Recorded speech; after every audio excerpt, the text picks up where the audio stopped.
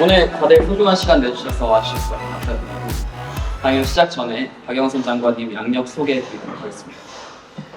장관님께서는 2004년부터 다선 국회의원을 역임하셨고 국회의원 임기 중에 국회 법제사법위원회와 사법계획 특별위원회 위원장을 지내셨습니다. 그 이후에 2대 중소벤처기업부 장관을 지내셨습니다. 현재는 하버드 케네디 스쿨의 선임연구원으로 활동을 하고 계십니다. 오늘 또 박영선 장관님 초청해주신 뉴욕 경제인협회의 유정학 학회장님 모셨습니다. 간단히 소개해 주시죠. 안녕하십니까. 뉴욕 한인 경제인협회 회장 유정학입니다. 저희 경제인협회는 뉴욕 메트로폴리탄에서 가장 오래된 무역협회입니다. 그래서 회원들이 수출, 엑스포트, 임포트 하시는 분이고 되게 이제 다들 아시는 H마트 이런 이제 예로 for example 그런 분들이 수입을 해서 여기서 뭐 리테일도 하시고 혹은 또 월마트나 타겟이나 CVS 월급 이렇게 파시는 게 무역인 협회고요.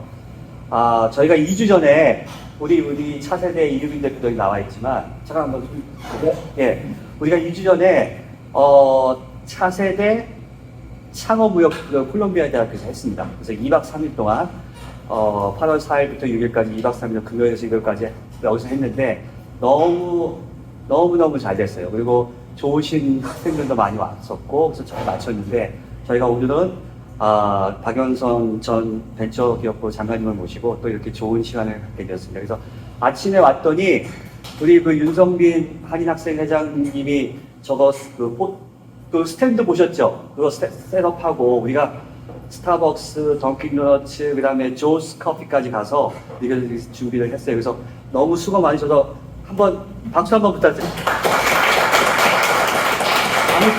아무쪼록 오늘 좋은 강의 들으시고 좋은 기회가 되시기를 바라겠습니다. 감사합니다. 오늘 강연 내용은 미국을 중심으로 한 지난 100년간의 세계 정세와 우리나라의 미래 전략에 대해서 말씀해 주실 예정입니다. 이제 박영선 장관님 모시겠습니다. 뜨거운 박수로 환영해 주십시오.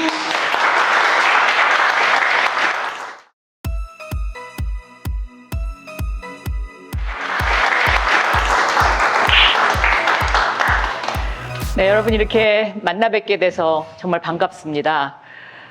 지금 1시 조금 지났는데요. 식사들을 못 하신 분도 있으실 텐데, 지금 막 들어오신 분들, 저 뒤에 커피도 있고, 지금 조금 전에 우리 회장님들이 준비를 해주셨다는데, 도넛도 있고 하니까, 자유롭게 드시면서, 저하고 같이 지난 100년의 미국의 역사를 중심으로 우리가 앞으로 살아갈 100년을 어떻게 준비해야 되는지를 생각해보는 그런 시간을 갖도록 하겠습니다. 지금 제 강의를 2번째 들으시는 분이 지금 이 안에 한 서너 분 계시는 것 같아요. 그래서 제가 오늘 이야기를 포커스를 좀 어느 쪽으로 좀 더 맞춰야 될지를 생각해 보기 위해서 제가 여러분들께 혹시 대부분 다 학생이시니까 인문학 쪽 전공하시는 분 한번 손들어 봐 주세요. 한 분, 2분. 그러면 전부 엔지니어링 아니면 뭐 컴퓨터 사이언스 이런 쪽인가요?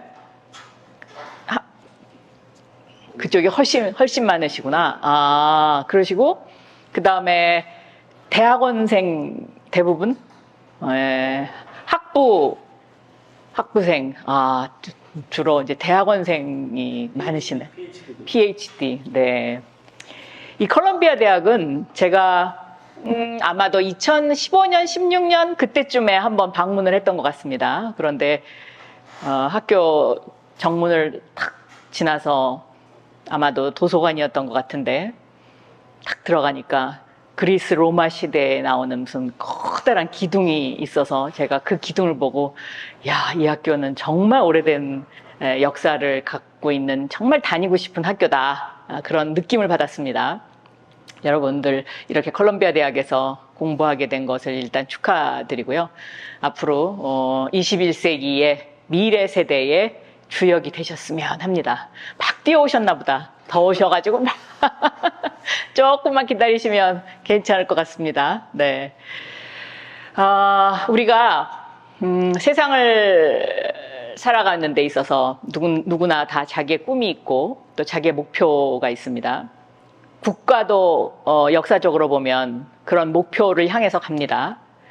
과거에 몽골이 이 세상을 지배했던 시절이 있었습니다. 그때 몽골이 세상을 지배할 수 있었던 가장 중요한 이유는 무엇이었을까요? 오늘 우리 경제인협회 회장님이 20불 상당에 달하는 스타벅스 상품권을 5개나 저한테 주셨어요. 그래서 저한테 마음대로 마음에 드시는 분 5분 골라서 나눠드리려고 하는데 이번 질문에 답하시는 분 제가 이거 드리겠습니다. 네. 말 타는 기술. 네, 맞습니다. 말 타는 기술인데요. 일단 자기소개 좀 해보시죠. 저는 유승수입니다. 이번에 MS 부동산 개발사 아. 졸업을 했습니다. 네, 감사합니다. 일단 드리겠습니다. 네, 감사합니다. 지금 말 타는 기술이라고 했는데 다시 그 말을 바꾸면 결국은 스피드입니다. 속도전. 그러니까 다른 사람보다 얼마나 빨리 갈 수 있느냐. 결국은 그것이 이제 기술의 속도일 수도 있고요. 말처럼 그런 어떤 다른 사람들은 다 걸어 다니는데 말을 타고 다니는 어떤 그런 속도전일 수도 있고요. 그렇습니다. 20세기가 시작되던 1900년대 뉴욕 5번가의 거리인데요. 왼쪽 화면은 1900년대 전부 마차고요. 1913년대의 5번가는 전부 자동차입니다. 그러니까 13년 만에 이렇게 세상이 바뀐 거죠. 그럼 이 13년 만에 바뀐 이 세상의 핵심은 바로 몽골 기병처럼 마차에서 자동차로 결국 시간을 속도로 지배하는 그것이 이제 우리의 삶을 바꿨어요. 자, 21세기에 들어서 우리 삶을 가장 많이 바꾼 것이 무엇일까요?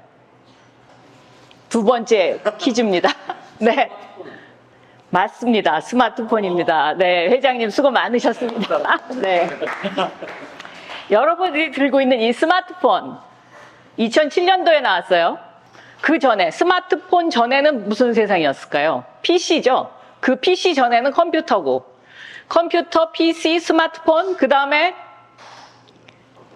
AI, 지금은 챗GPT 이렇게 지금 바뀌어가고 있지 않습니까?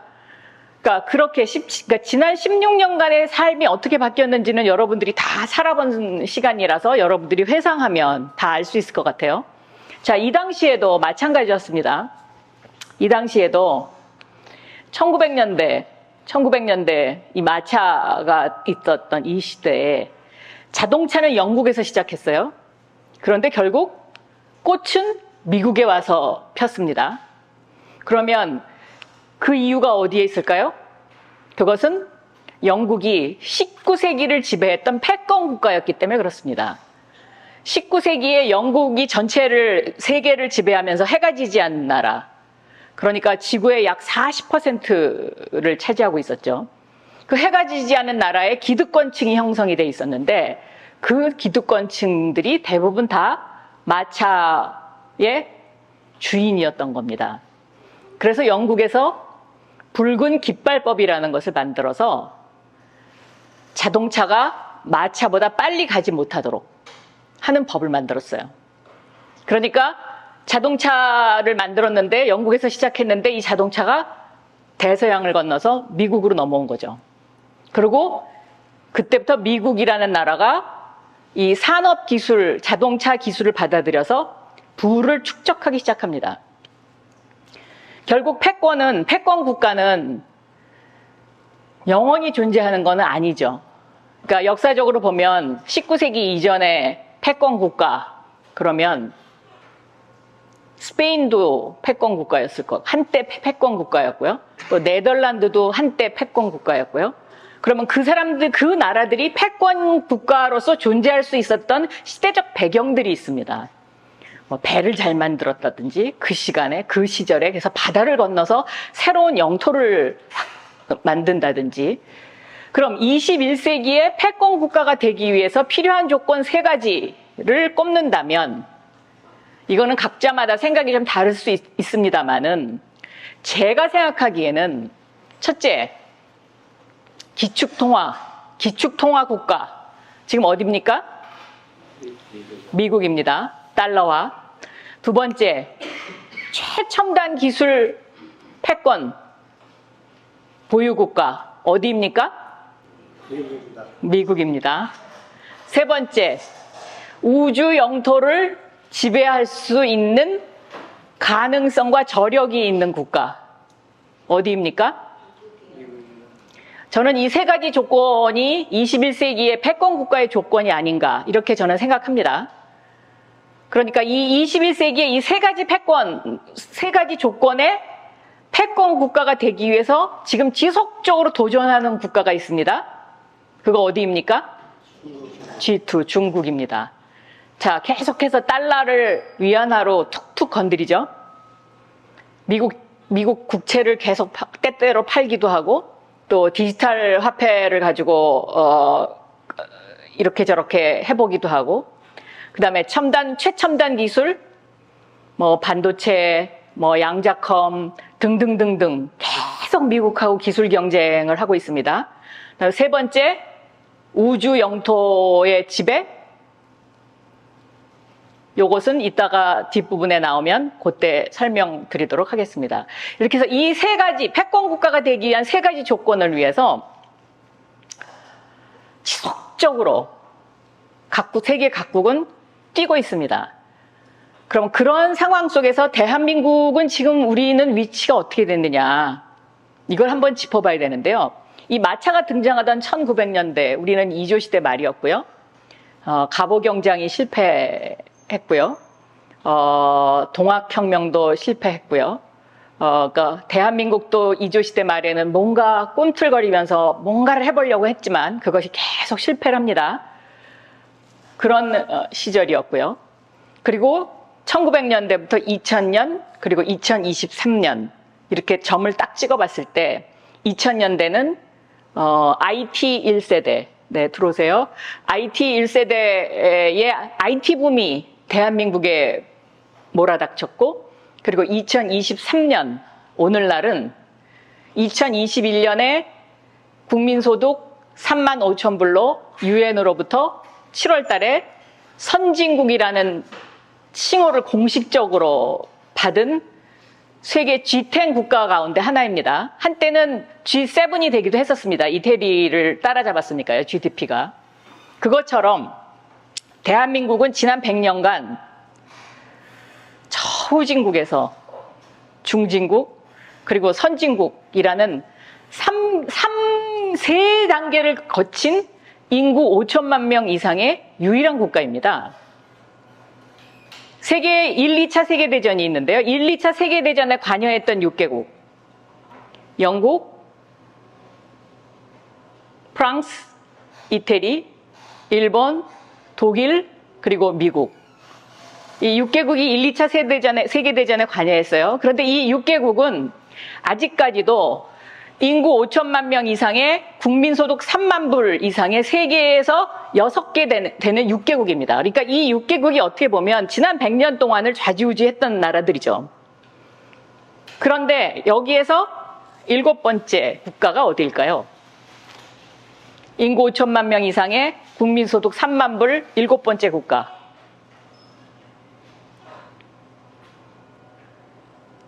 한국입니다. 그러니까 아까 그 6개국을 다시 한번 해볼게요. 영국, 프랑스, 독일, 일본, 이태리, 미국. 그리고 한국이 인구 5천만 명 이상의 3만 불 넘는 7개국, 7번째 국가예요. 그러니까 여러분들은 지금 이 자리에 계신 여러분들은 대부분 한국이 중진국을 탈출해서 선진국으로 향하던 시절에 태어난 사람들이 대부분이죠. 그러니까 지난 100년의 역사에서 가장 속도감 있게 발전한 나라, 한국입니다. 그럼 그 원인이 어디에 있고 거기서 우리는 앞으로 뭘 어떻게 해야 되는지 그거를 내가 여러분하고 오늘 이 시간에 얘기를 해보려고 합니다. 조금 전에 설명드렸던 것처럼 자동차가 미국으로 넘어왔어요. 자동차가 미국으로 넘어오니까 미국은 자동차를 생산하기 시작했어요. 그리고 이제 사회 인프라를 깔기 시작합니다. 도로를 만들어야 하고.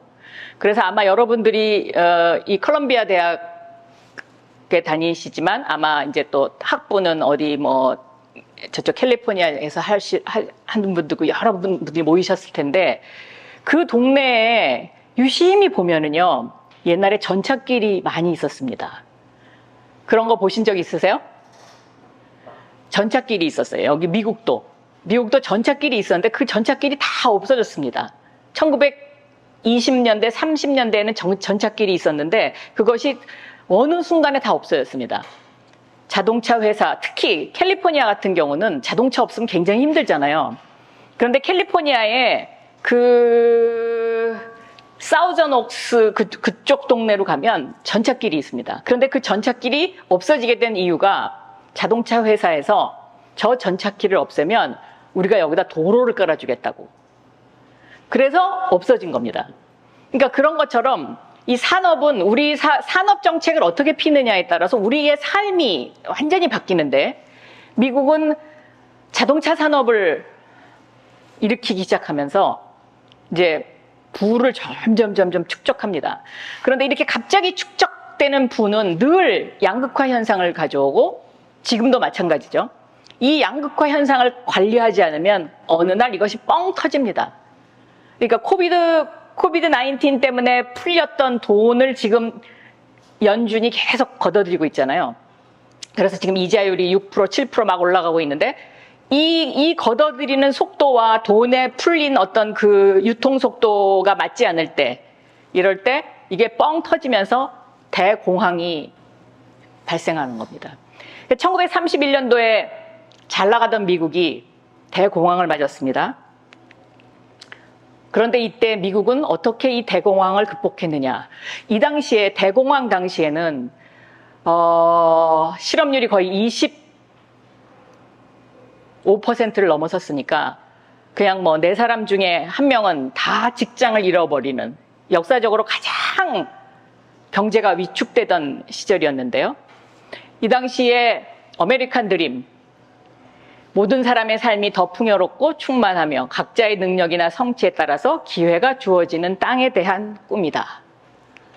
아메리칸 드림은 그것은 단지 자동차와 높은 임금에 대한 꿈이 아니라 타고난 능력을 최대한 발휘할 수 있고 다른 사람들로부터 자신의 존재를 인정받을 수 있는 사회 질서에 대한 꿈이다. 아메리칸 드림은 공정한 결과에 중점을 두고 법치 아래 보호되는 기회와 북격의 개념과 이상을 대변해 왔다. 이렇게 우리가 평가를 하고 있는데요. 이 당시 미국의 경제 상황은 이랬습니다. 실질 GDP가 26% 하락했고요. 실업률이 25%, 역사상 가장 급격한 경제 위축 시기에 이 아메리칸 드림이라는 대서사시가 미국의 역사학자에 의해서 발표됩니다. 그리고 이 아메리칸 드림은 지금도 미국인들의 가슴속을 울리고 있는 것입니다. 그리고 여기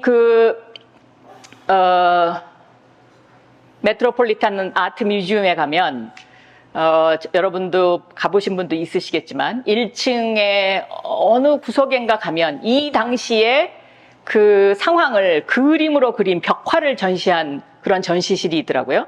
거기에 가보면 이 시대상이 그대로 재현되어 있고 그 벽화가 어떤 정책에 의해서 이루어졌느냐고 제가 물어봤더니 그 벽화가 이 당시에 예술인들이 너무 살기 힘들어서 국가에서 그 그림을 그리게 하고 그리고 대신 생활비를 지급하는 그런 정책을 필 정도로 이 당시에 사회가 위축됐었습니다.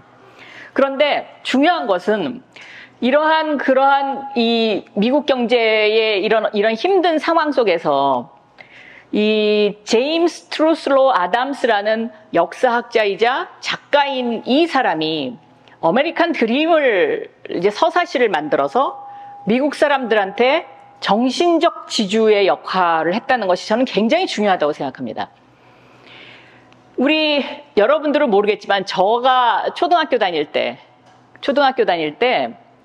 우리는 저마다 타고난 저마다의 소질을 개발하여 하는 국민교육 헌장이라는 게 있었습니다. 1960년대, 70년대 박정희 정권 시절에.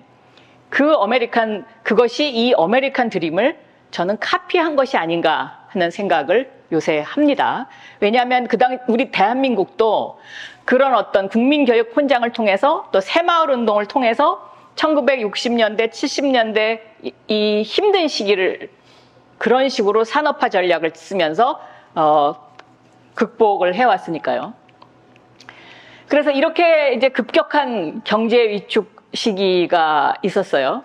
그리고 이 당시에 세계는 1, 2차 세계대전 전쟁이 계속되고 있었습니다. 중요한 것은 미국은 1, 2차 세계대전에 크게 직접 참전하지 않았다는 것입니다.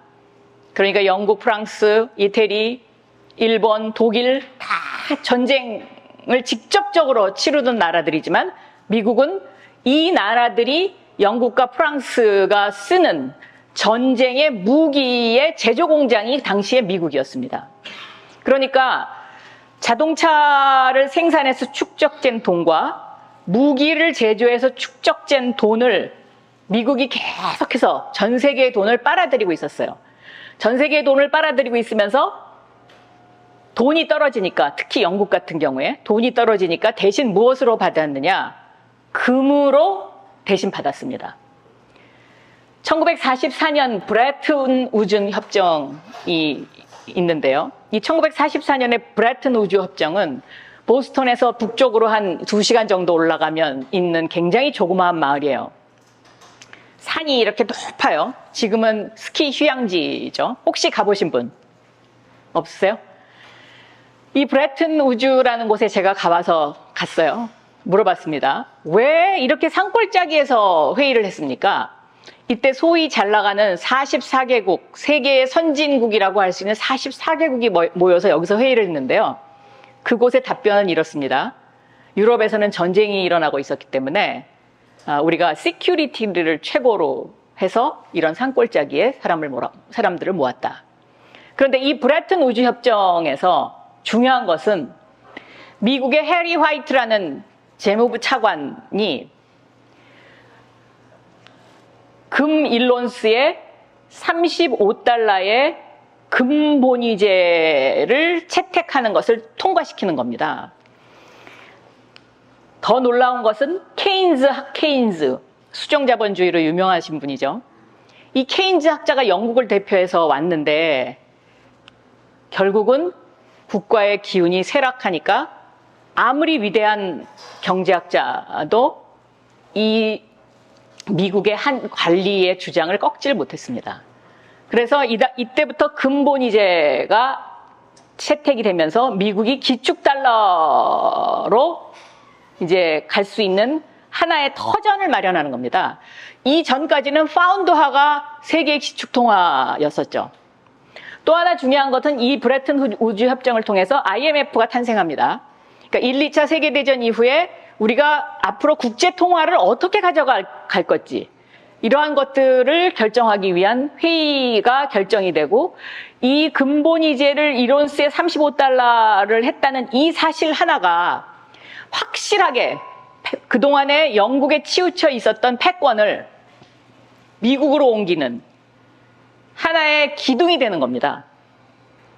그래서 이제 런던 금융시장 하면 런던이었는데 이 금융시장이 점점 뉴욕으로 옮겨오게 되는 거죠. 또 하나 중요한 것은 미국이 전쟁에 직접적으로 관여하지 않고 간접적으로만 관여를 하면서 무기 제조 공장을 했었기 때문에 빨아들인 금이 1, 2차 세계대전이 끝난 이후에 전 세계 금 보유량이 약 70% 정도를 가지고 있었어요. 근데 그렇게 헐값에 받은 금을 1온스에 35달러로 딱 이제 하니 미국의 부가 얼마만큼 급속하게 축적이 됐는지를 상상할 수 있는 대목 아닙니까? 그렇습니까? 네, 동의하십니까? 네. 이래서 이제 요 시기에 이게 이제 브레튼 우주 협정이 맺어지던 그 화이트 마운튼에 있는 호텔의 모습인데요. 여기 파나마도 보이고요, 페루도 보이고요. 또 이 당시에 찾아보니까 필리핀도 여기에 44개국에 왔더라고요. 이 당시 대한민국은 1945년 독립을 하던 해였고요. 우리나라는 국가 순위로 치면 아마 한 102? 뭐 이 정도 됐을까요? 그런 시절이었습니다.